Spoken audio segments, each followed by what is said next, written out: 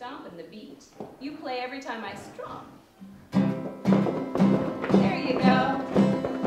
And stomp the beat on a rainy day. Sing along, rainy day, on a rainy day. And you stomp the beat on a rainy day.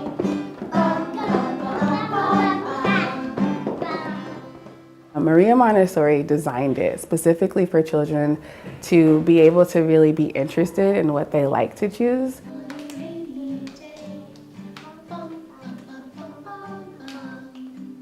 So we have lots of different areas in the classroom that are broken down, from practical life, math, language, sensorial, science, culture, geography.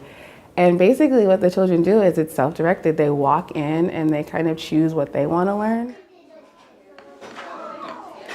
So we gently guide them to the subject matters that they might not have discovered yet, and we take really careful notes on what they are up to so that they can get a really well-rounded education. So in this environment, kids learn confidence, sense of order, and independence. And independence is a big one because we want to let them do anything that they can do on their own. And respect is a really big thing as well. We ask them to treat themselves with respect, treat others with respect, and treat the materials with respect, the environment. So that's kind of the cornerstone of Montessori.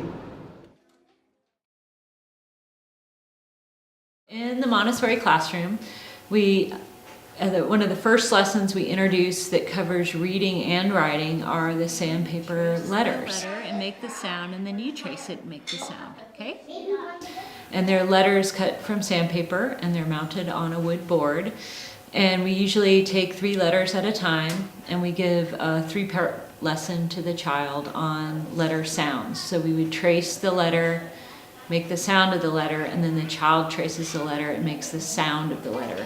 So this introduces the feel of the letter as well as the sound. And then the child would move to doing a movable alphabet activity where they're building words. And we always have 3-letter phonetic words to start out with.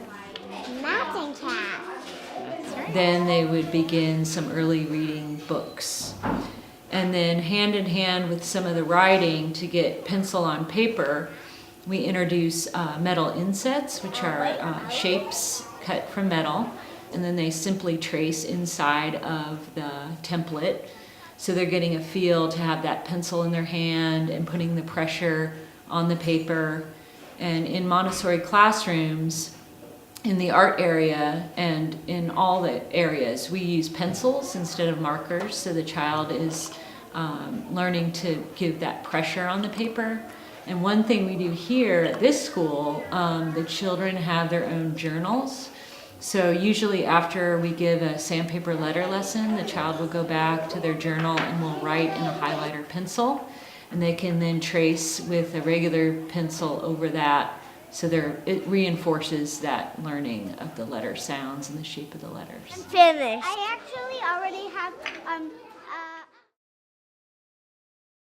So we're going to count from 10, 11. Numbers are all around the children. Our day starts with looking at the calendar. The kids are comparing what age they are. They're trying to figure out clocks in the classroom. And so we start at really basically in math with counting 1 to 10. Lots of games and patterning work. And then we move on in. It starts from more concrete and it goes to abstract. Things go from big to little. The math materials are so beautiful. We have these things called the golden beads, and the kids learn what 1 versus 10 versus 100 versus 1,000 is, and they feel it in their hands, and they get a really good understanding of the difference. And it's a great foundation for later learning.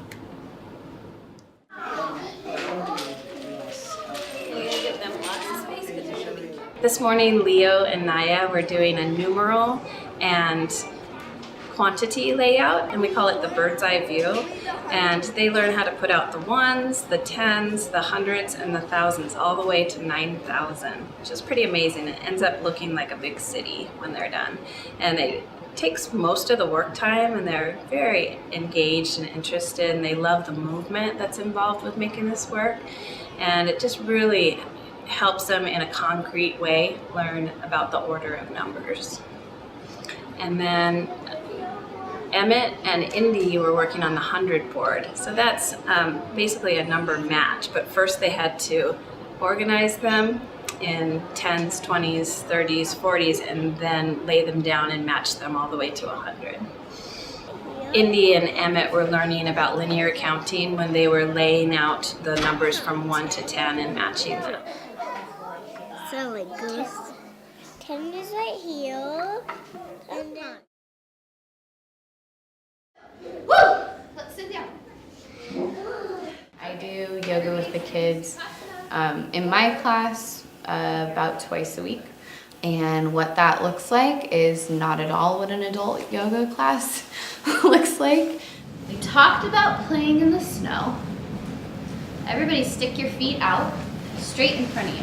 We do it in the form of games, basically, and they really love it. And my favorite thing to tell parents is that they actually really love the meditation, like almost the most, because I have them lay on the ground and then I tell them that they're gonna go on a journey in their mind, and they try to stay really still, and it's really quite sweet. We have a pea patch that's right behind our school. We start talking to the kids about the life of a seed in the spring. And then the parents and the staff together bring in different seeds. We talk with each other and decide what we want to plant. And in the early spring, we're planting peas, dark leafy greens, lettuces, etc., maybe some herbs. We're weeding the garden, just really getting in there, looking at bugs, and then eventually harvesting and bringing the food back into the school and bringing it to Joella, and she incorporates the food that we grow here into our lunches. So we're all vegetarian, no nuts, and mostly organic. Everything's made from scratch. So in the morning we start with a light snack, and then the kids come into the kitchen for prepping of the lunch that we're going to have. So we could do anything from cutting of fruit or vegetables to peeling to measuring. We'll make muffins sometimes, or cornbread, right? So we put them on the flat side, and then we use our muscles and we push down. We're paying attention, right? Holding on one side with our fingers, and the other hand pushes down, and then we slowly move our fingers away from the knife. take an apple. So we just cut like that and cut them into bite-sized pieces, right? All right, one for Aster, one for Sophie. I think lunch is a big bonus to this program because parents don't have to pack the lunch, first of all, but it's also a good way to get kids to try foods that they normally wouldn't try. So today for lunch, we are having cheese ravioli with a garlic pesto sauce. I think eating family style helps kids see everyone trying things and sometimes liking them. They don't have to like everything. We give them the opportunity to try stuff and like it or not like it, but at least try it so they know the different tastes. We'll have, chocolate chip oatmeal cookies or a berry cobbler, sometimes muffins or a special carrot cake.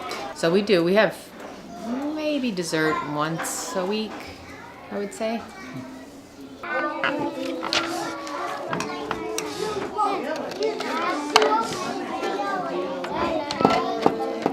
So a lot of schools, a lot of Montessori schools, they do integrate art within the shelves, within the curriculum, but art at Magic Lantern is so much more. It's like Montessori art on steroids. We have a whole area where the kids can delve into their creative selves. We have product work such as paintings, drawings, where the kids actually produce a product to bring home. We also have a lot of choices of non-product works such as kinetic sand, Legos, where they're just creating and they don't bring a product home.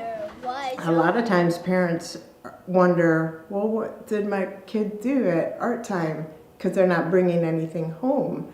But for the child, it's all about the process and not about the product. And we're thinking in adult terms, wanting to see a product. But a lot of times, even if the child makes a product, they'll give it away to a friend or to the teacher, because for them, it's not about the product, it's about the process. I love it. When I first started, I wasn't sure about Montessori and what it meant, but the philosophy and the atmosphere completely changed my life. Like, it was something that was so warm and so like loving. Like, I've never had people come up to me and hug me all the time. Like, it was just like, oh my gosh, like, this is real.